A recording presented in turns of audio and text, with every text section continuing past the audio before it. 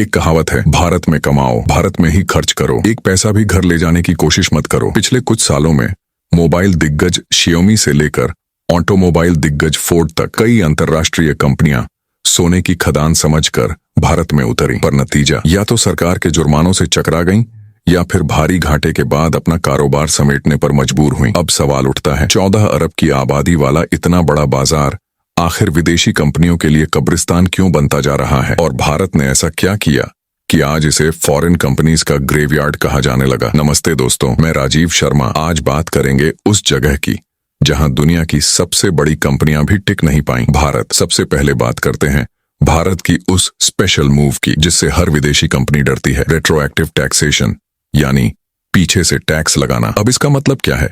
सीधा सा, अगर सरकार आज कोई नया टैक्स कानून बनाती है तो वो आपको कहेगी कि ये कानून सिर्फ आज से नहीं 20 साल पहले से लागू है, और जो भी पुराना हिसाब है सब नए रेट पर दोबारा चुकाओ। इसका सबसे क्लासिक उदाहरण है वोडाफोन केस। 2007 में ब्रिटिश टेलीकॉम कंपनी वोडाफोन ने करीब 11 अरब डॉलर में एक विदेशी कंपनी से भारत की एक मोबाइल कंपनी के शेयर खरीदे। डील पूरी तरह से दो विदेशी कंपनियों के बीच हुई थी, भारत में नहीं। तो जाहिर है भारत का टैक्स विभाग इसमें कहां से आया, लेकिन भारतीय सरकार ने कहा डील चाहे बाहर हुई हो, लेकिन जिस कंपनी के शेयर खरीदे गए हैं वो भारत में है, तो टैक्स भी यहीं लगेगा। दोनों पक्षों के बीच 5 साल तक कानूनी जंग चली, लोकल कोर्ट से लेकर सुप्रीम कोर्ट तक। आखिर में सुप्रीम कोर्ट ने वोडाफोन के पक्ष में फैसला सुनाया। आप सोचेंगे अब तो मामला खत्म हो गया होगा, नहीं, यहीं से असली ट्विस्ट आया। भारत सरकार ने पीछे से कानून बदल दिया, कहा कि अब ऐसी सभी विदेशी डील्स पर टैक्स लगेगा और ये नियम 1960 से लागू माना जाएगा। बस एक झटके में वोडाफोन पर करीब 5 अरब डॉलर का टैक्स,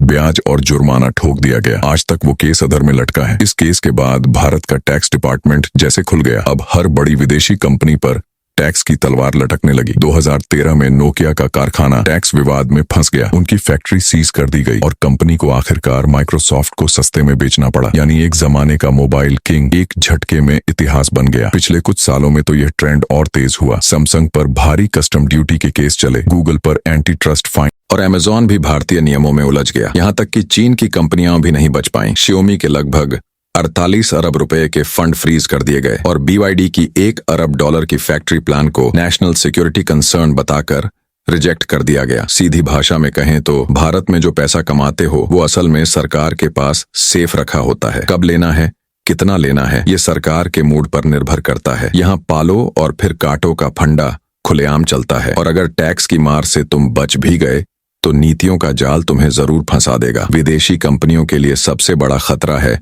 पॉलिसी अनसर्टेनिटी। आज सरकार तुम्हें VIP ट्रीटमेंट देकर बुलाती है, कल एक नया सर्कुलर निकालकर तुम्हारे सारे इन्वेस्टमेंट को बेकार कर देती है। और इस नीतिगत रोलर कोस्टर का सबसे बड़ा शिकार बना ऑटोमोबाइल सेक्टर। कैसे फोर्ड, GM और अन्य कंपनियां भारत से भाग खड़ी हुई। अमेरिका की 2 सबसे बड़ी ऑटो कंपनियां फोर्ड और जनरल मोटर्स ने कभी भारत को अपने अगले बड़े ग्रोथ डेस्टिनेशन के रूप में देखा था। फोर्ड ने यहाँ पूरे 25 साल तक जमकर निवेश किया, करीब 2.5 अरब डॉलर लगाकर आधुनिक फैक्ट्रियां खड़ी की। जनरल मोटर्स तो 1996 में ही भारत आ चुकी थी और उसने भी 1 अरब डॉलर से ज्यादा झोंक दिए थे। दोनों को लगा था कि उन्होंने एशिया के सबसे बड़े इमर्जिंग मार्केट की चाबी पकड़ ली है, लेकिन असलियत कुछ और थी। भारत का बाजार जितना बड़ा है उतना ही जटिल भी। यहाँ टाटा और महिंद्रा जैसे देसी ब्रांड्स को सरकार का खुला सपोर्ट मिला हुआ था। वहीं जापानी और कोरियाई कंपनियों की स्मॉल कार्स भारतीय ग्राहकों की पहली पसंद बन गईं। सबसे बड़ी मुसीबत थी नीतियों की अनिश्चितता। आज कुछ और, कल कुछ और। Custom duty, market entry rules, सब कुछ ऐसे बदलता जैसे मौसम की रिपोर्ट। आखिरकार जनरल मोटर्स ने 2017 में भारत में कारों की बिक्री पूरी तरह बंद कर दी और फोर्ड ने भी 2021 में चुपचाप अपना सामान समेट लिया। पीछे रह गए सिर्फ बेरोजगार मजदूर और बंद पड़ी फैक्ट्रियां। इन दोनों कंपनियों ने अपने अरबों डॉलर के घाटे से एक बात साबित कर दी, भारत में वादा शायद दुनिया की सबसे सस्ती चीज है। नीतियों की इस चालबाजी से सिर्फ ऑटो कंपनियां नहीं, ई-कॉमर्स दिग्गज अमेजॉन और वॉलमार्ट भी बुरी तरह फंसे। वॉलमार्ट ने 2018 में भारी भरकम 16 अरब डॉलर में भारतीय ई-कॉमर्स कंपनी फ्लिपकार्ट को खरीदा था।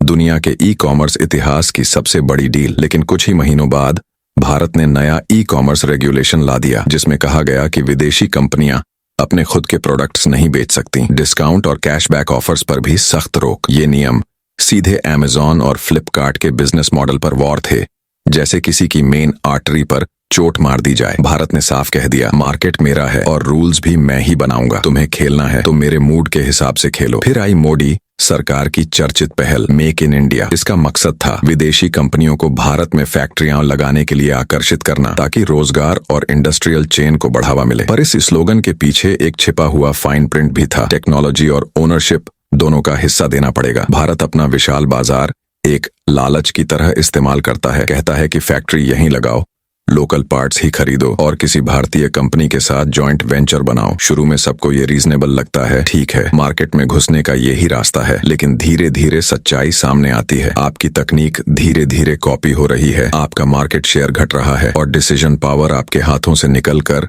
लोकल पार्टनर्स के पास जा रही है। जब तक आपको एहसास होता है आपकी फैक्ट्री, सप्लाई चेन और स्टाफ सब भारत में फंस चुके होते हैं। अब आप चाकू और कटिंग बोर्ड दोनों भारत के हाथों में छोड़ चुके होते हैं। इस स्टेज पर चाहे टैक्स विभाग हो या कोई रेगुलेटर, वे आपको अपनी सुविधा से प्रेशराइज कर सकते हैं। भारत का असली मकसद सिर्फ निवेश नहीं है, वो आपकी तकनीक और मार्केट पोजीशन भी चाहता है। मार्केट के बैडली टेक्नोलॉजी, यही असली गेम है। जब तक लोकल कंपनीज आपकी नकल सीख लें और मजबूत हो जाए, तब तक आपकी जरूरत खत्म हो जाती है। सीधे शब्दों में भारत विदेशी कंपनियों को शुगर केन की तरह देखता है। पहले पूरा रस निकालो, फिर बचे हुए छिलके को फेंक दो। शॉर्ट टर्म में ये सोच भारत को फायदा दिलाती है, लेकिन लॉन्ग टर्म में इसकी कीमत है भरोसा। हर बार टैक्स की पीछे से वसूली, हर दिन बदलते नियम और लोकलाइजेशन के नाम पर दबाव, सब मिलकर इस उभरते बाजार को एक अनिश्चितता से भरा अंधेरा जंगल बना देते हैं। ये सिर्फ फॉरेन कंपनीज का ग्रेवयार्ड नहीं, बल्कि एक हंटिंग ग्राउंड है, जहां हर विदेशी कंपनी एक निशाना है।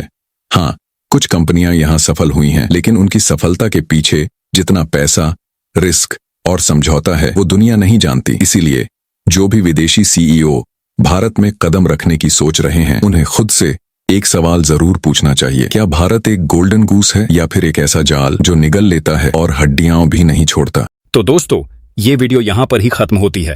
तो फिर मिलते हैं किसी और एक नए वीडियो टॉपिक पर। और यदि आप ऐसी नॉलेज वाली वीडियोस देखना चाहते हो तो हमें सब्सक्राइब करना ना भूलें। और हाँ, आप हमें कमेंट करके बताओ कि आप ये वीडियो कहाँ से देख रहे हो।